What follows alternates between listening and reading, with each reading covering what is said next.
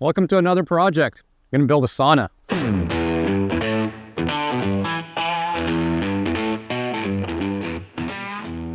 I've joined the sauna forums and I've been reading and asking questions, and there's basically a counter argument to every argument for anything that you want to do in a sauna. It's a heater placement, where it should be placed, where vent should be placed, on top, below, across, and all kinds of conflicting information. So I'll show you my build and how I'm doing it, and I'll let you know the results. Right over here, we've got an 11 by 11 pad that I'm going to be pouring in, and then I'll be cutting in a door, as you can see right here. This will be the doorway, and then the two benches, one bench at 18 inches, one bench at 36 inches. That seems to be a standard, and I haven't really seen too many other options other than that. On a 7-foot ceiling, that'll be perfect. Now, I'm going to be putting the heater in at this end of the room over here, which is directly opposite the door, which a lot of people say don't do, because the heat, they say, goes up into the opposite corner. Again, I'm just thinking through thermodynamics. It just, I don't think it's going to be that much of a problem, but I'll let you know. Usually, one of the things that you hear is to have the heater on the same wall as the door, which would require me putting the heater down over here. And that means I can't have the design of the bench going all the way wall to wall and looking out directly onto the pond. So I'm going to give up a little bit of heat for a better viewing experience. Sauna enthusiasts are probably going to, not be too happy, but we'll see how it goes. I think it's going to be okay. I think maybe it'll take a little bit longer to get up the heat, and each time they open the door, I think regardless of where the heater is, when you open the door in a room full of hot air, it'll go to where the cold air is. That's just, general diffusion. But again, I could be wrong. We'll see. I'm going to try it with the heater on the opposite wall. I'm going to put the intake vent above the heater, not below the heater. And I'm going to do the exhaust vent down, kind of low on the ground on the opposite wall. The idea is that, the hot air will kind of collect at the top, push the cold air down, and the cold air will have a chance to escape. So we'll do kind of a convection system that way and see if that actually makes sense. Another piece of conflicting or options that you have is the glass. So going between a double pane glass and a single pane piece of glass, like the double pane glass with a 1/2-inch gap will have basically twice as much, or will lose half as much heat as a single pane of glass, even if that single pane of glass is much thicker. So I will be going with a single piece of 12 mil clear tempered glass. It's already been ordered, it's on its way, and I am going to lose some heat through there, but that's okay. I hope the heater will be able to keep up.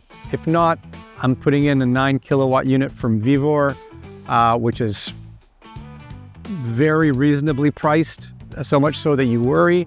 But I've read a bunch of reviews, and aside from the commonality that there's zero documentation, literally zero documentation,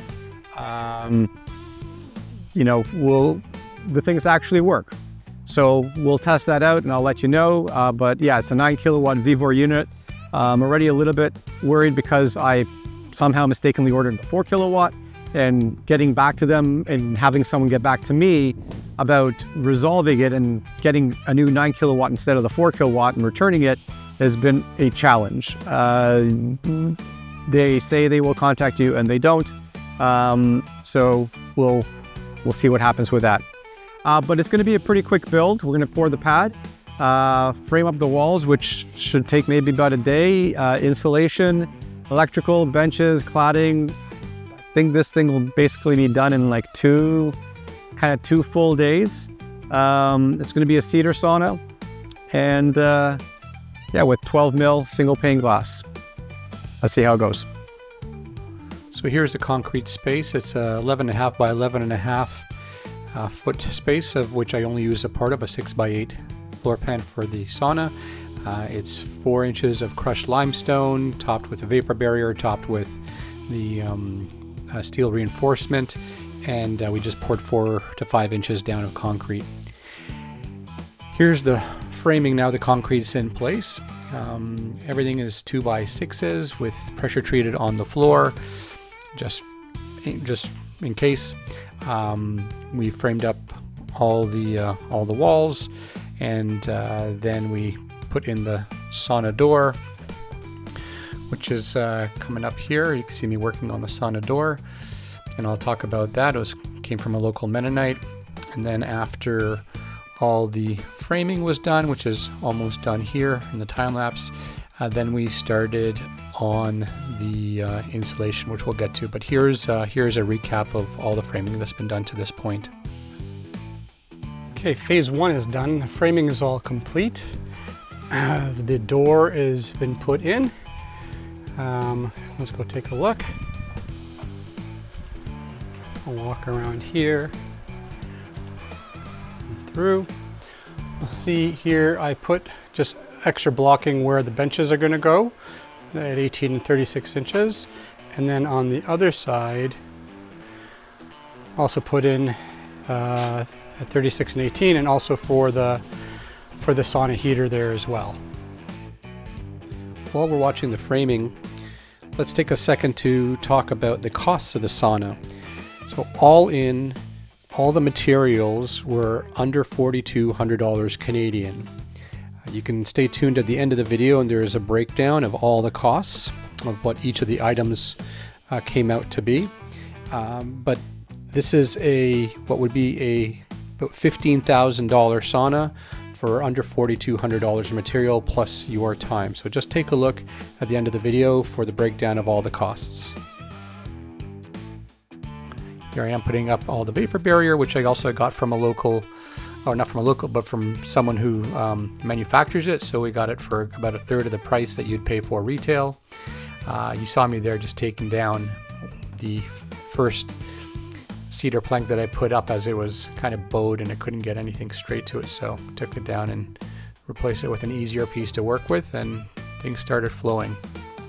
It's always tough when you have to take a couple of steps back when you found out you did something wrong, and instead of trying to cover it, undoing what you did and doing it right. That comes with age, comes with wisdom, comes with experience.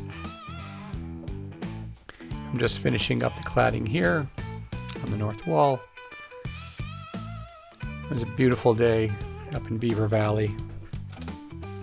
I'm using all 7/8 tongue and groove white knotty cedar I got from a local Mennonite. And here I am working just on the outside cladding. And this is us putting in the window. You can see as we're going to put in here a very heavy 4x7 12 mil tempered glass window. And there it goes in. And now here I am building the top bench for the sauna. It's made out of 2x4s, then clad on the front with a 2x6. A 1x6, and then the same 1x6 boards are used at for the bench top. Technically they're 5/4 inch, not 1x6s. And everything's screwed in from underneath, so there are no really hot screws in the sauna. And then you'll see me coming up shortly putting in the lighting system. The lights are a Govee, G-O-V-E-E lights. We got a 32-foot strand on sale for about $40. And these things are great. You can hook up to Alexa, voice control. You can set animation, so you can say sunset, and it starts off, bright, and then works its way down. You can say sunrise, and then starts off, dark red, and then slowly gets brighter. You can say Alexa, set sauna to blue, and it just changes the color right away. And the Alexa can actually pick you up from the sauna. It's out in this clubhouse right here, but you can be in the sauna and say all these things just a little bit louder, and Alexa will pick it up. So works great. While we're watching me put in the benches and lights, I can point out on the left-hand side, you can see through the Sauna Door, the clubhouse, you can see the movie theater screen there, and the golf simulator. I highly recommend you check out that video to see the evolution of the whole clubhouse and movie theater and golf simulator. It's constantly a work in progress, but a very cool space, now even cooler with the attachment of the sauna here.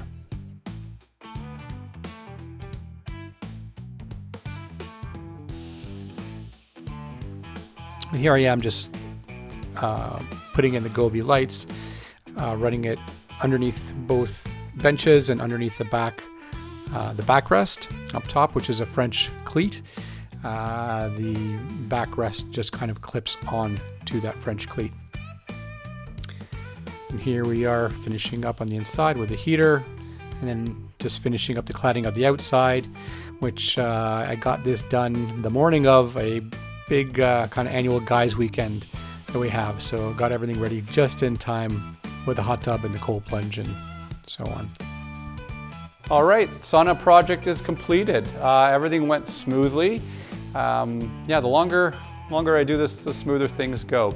So we put the access to the sauna from the clubhouse, which we kind of rejigged a little bit, and I'll show you that as well. But let's take a look at the sauna.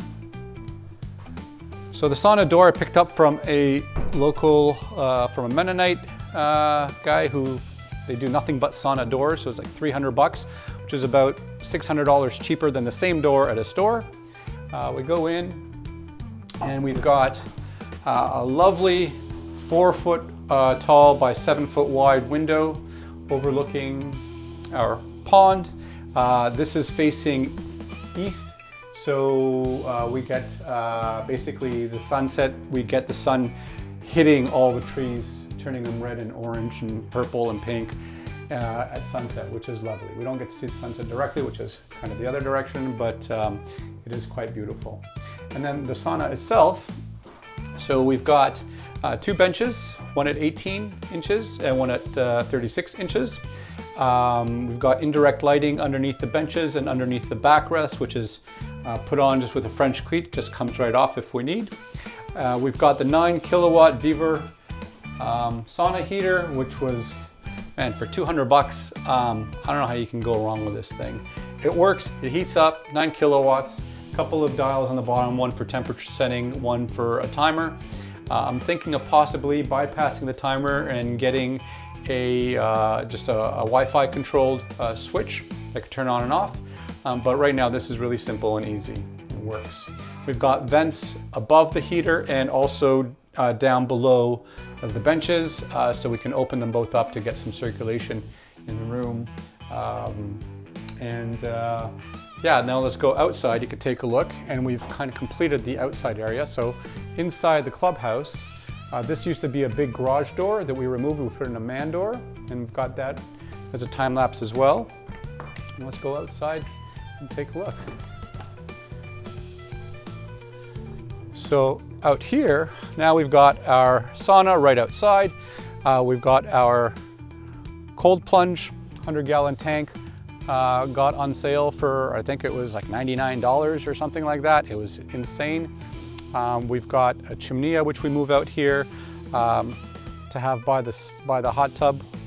And there's the sauna, which you can't really see too well right now, but at nighttime this kind of glows where everything else is dark. Yeah, just really beautiful room, really beautiful spot. So that's it for the sauna project. Thanks for tuning in, and check out the other videos of like the whole build of the clubhouse, of the update, yeah, and the veranda and the guest house. Lots of cool things. Thanks for tuning in.